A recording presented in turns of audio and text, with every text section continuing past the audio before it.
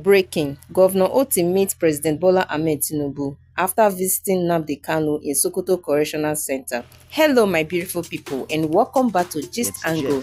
Today's update brings new foil to the saga surrounding Nnamdi Kanu. After a surprise visit to Kanu in prison, Abia State Governor Otti reportedly met with President Bola Ahmed Tinubu at the State House in Abuja. Many are asking, what's coming next? Let's dive right into the details and what it might mean.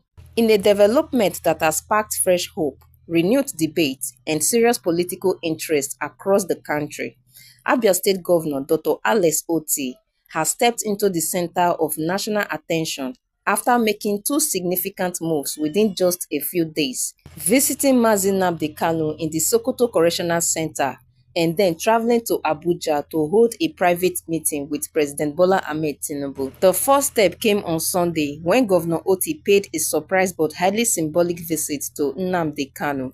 The visit was confirmed by Kanu's lawyer, Barrister Aloy Ejimako, as well as Kanu's brother, Prince Emmanuel Kanu, who both posted updates on their official X accounts.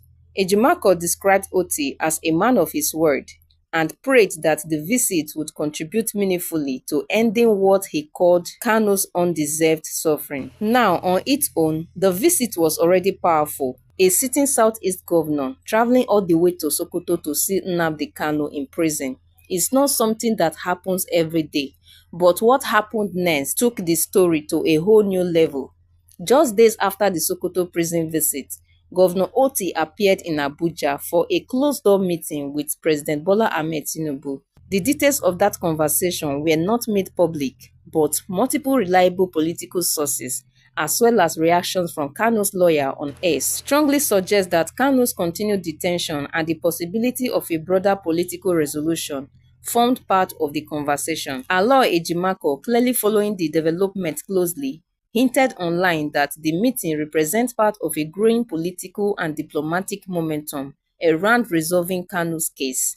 And coming from the lawyer who has been at the center of this legal battle for years, his words actually carry weight. But beyond the statement, the sequence of events tells its own story. First, Otti visits Kanu in prison. Then he meets the president face to face. To many Nigerians, especially in the southeast, this is not coincidence. It looks like coordinated movement, a deliberate push, a sign that something is beginning to shift beneath the surface. Now, let's break down why the governor's actions have stirred so much national attention. 1. A Southeast governor finally stepping forward publicly. For years, many people from the region have complained that Southeast political leaders were not doing enough, or not doing it openly. But Otti's visit is the most direct public step taken by a sitting governor since Kanu's detention. It is symbolic, it is bold, and it sends a message that leadership in the region is no longer silent. 2. Otti did not stop at Sokoto, he went straight to Abuja. The timing is what makes this even more powerful. A visit can be seen as solidarity. A meeting with the president can be seen as negotiation. When both happen back to back within days, it becomes a political signal. Many Nigerians are now asking, is a political resolution finally in motion? 3. This is the first time in a while that two key figures are talking. No matter how strong the legal arguments are, cases like Kanu's are rarely resolved purely in court. Real change usually requires political will, executive involvement, and negotiated agreements. Seeing Otti take the step of engaging the presidency raises hope that discussions may finally be happening at the right level. Now, let's take a deeper look at what this might signify on the political stage. 1. Tinubu meeting with Otti privately is not a small matter. Presidents do not meet governors casually, especially on sensitive national issues. The fact that this was a closed-door session suggests that serious matters were on the table. Even though no official statement revealed what was discussed, the political class already understands the implication. 2. The timing right after a life sentence. Kanu's conviction and life sentence sent shockwaves across the country. Emotions rose sharply and reactions from the southeast were intense. For Otti to move this quickly, appearing first at the prison and then in Aso Rock, indicates urgency, sensitivity, and concern for the regional mood. 3. Tinubu may be exploring a path to de-escalation. No president wants instability in any region, whether through clemency, negotiation, administrative resolution, or legal review. The federal government may be exploring ways to ease tension, and you never can tell. A governor's intervention can open doors that lawyers cannot. 4. Otti's reputation as a strong, independent governor was in his favor. Unlike many politicians whose movements are dictated by party lines or internal alliances, Otti is seen as someone who acts independently, guided by principle. This makes his intervention appear more sincere and less politically motivated. Now, what does this mean for the Southeast and for Nigeria? Governor Alex Otti's recent steps carry a deeper meaning that goes beyond a routine political move. For many people in the Southeast, this is the first time in a long while that a sitting governor is actively showing courage, visibility, and open concern for an issue that affects the emotional and political heartbeat of the region.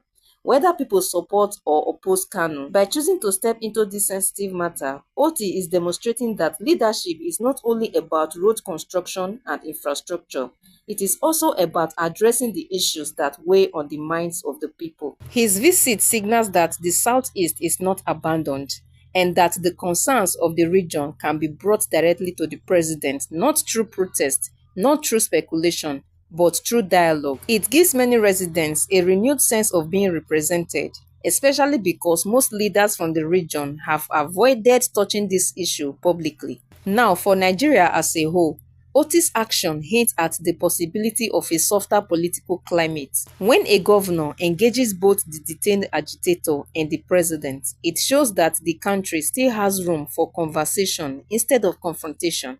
It suggests that national unity can be rebuilt slowly through honest engagement and not only through force or court rulings. This move may also help reduce tension across the Southeast. When people see that their leaders are finally stepping forward, it can lower the temperature, reduce fear, and perhaps open doors to long-term reconciliation.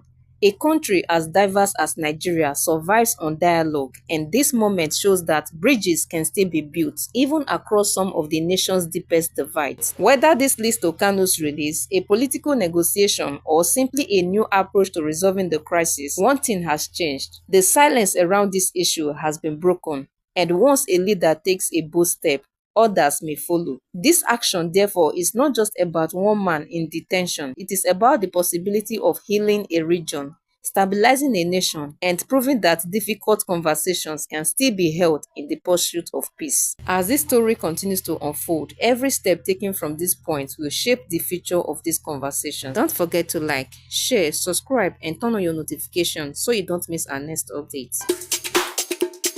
It's just Angle.